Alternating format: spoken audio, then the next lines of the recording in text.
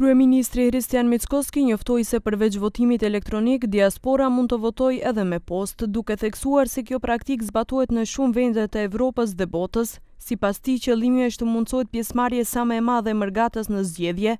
Duke komentuar kundërshtimet e LSDM-s dhe Levicës ndaj votimit elektronik, Mickoski tha se qeveria është e gatshme të pranojë çdo zgjidhje që këto parti propozojnë, me kush që diasporës t'i garantohet e drejta për të votuar. Можеме преку пошта, имаме такви десетици примери и во Европа и во светот. Еве и тоа ќе го прифатиме, само да обезбедиме побројно гласање на нашата диаспора, бидејќи диаспората нас ни е многу важна, од проста причина што дознаките кои што ги испраќа диаспората во својата татковина се огромни.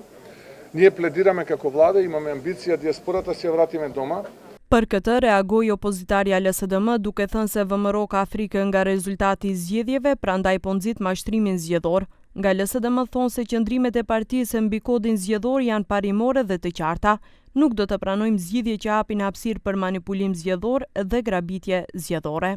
Të vetëdijshëm se po humbasin vota dhe mbështetje midis qytetarëve tani po përpiqen të kompenzojnë votat e humbura në vend përmes një sistemi pa mekanizma të mjaftueshëm për kontroll, verifikim dhe garantim të fshehtësisë së votës. Kjo është arsyeja pse VMRO po përpiqet të shtyjë me forcë dhe në mënyrë të kontrabanduar votimin elektronik në diasporë, edhe pse nuk supozohet të zbatohet deri në vitin 2029. Ndërsa deputeti i Levicës Amar Meçinović deklaroi se bllokimi i kodit të ri zgjedhor është rezultati i një marrëveshjeje të gjatë politike midis partive më të mëdha për të ruajtur modelin zgjedhor që sipas tij u sjell atyre përfitimin më të madh.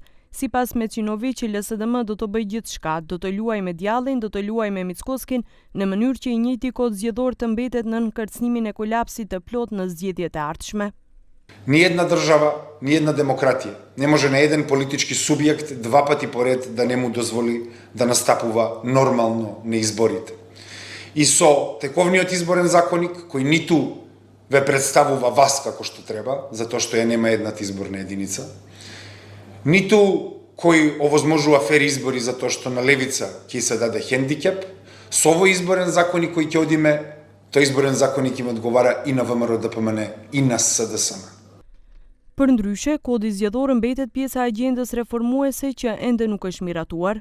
Euroambasadori Mihaili Sorokas dje deklaroi se propozim teksti është i mirë, por theksoi se nevojitet vullnet politik nga partitë për të tejkaluar mosmarrëveshjet.